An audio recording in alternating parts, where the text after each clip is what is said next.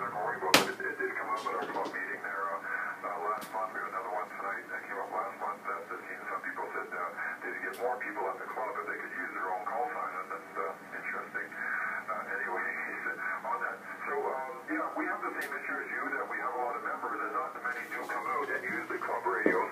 That's why we've been focusing on this remote. We thought, well, maybe we get remote going, more people will remote it. You don't have to drive to the station, etc.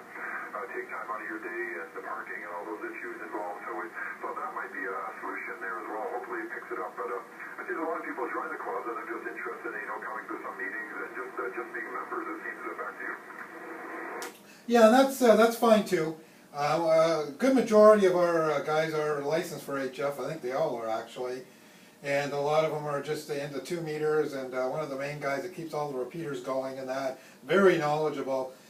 He's really not interested in HF at all. He'll come to the club and operate a little bit, and operate a little bit out of his house, but he's really into the DMR and that. And you need a repeater set up or worked on a repeater or networking, and man, he's way above my head.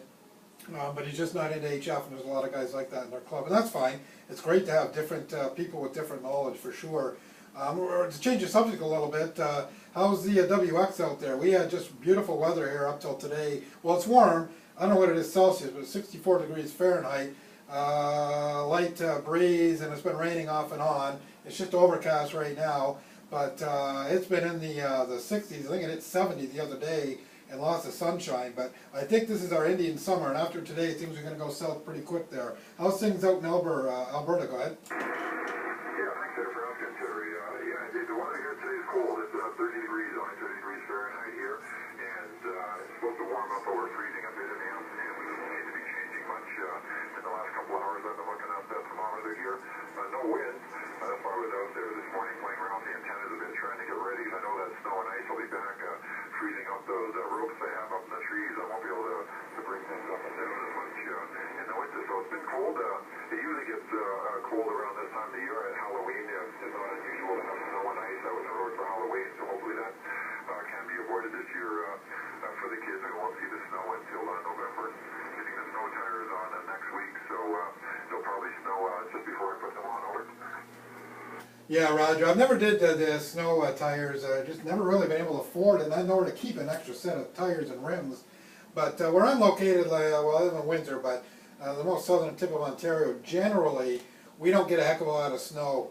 We're on the wrong side of the lake, or the right side of the lake, so we don't get the lake effect. But up in even Chatham, Ontario, which is only 50 miles northeast of us here, in London, Ontario, they get like 10 times too much snow because they get the lake effect, and we don't generally get that down here.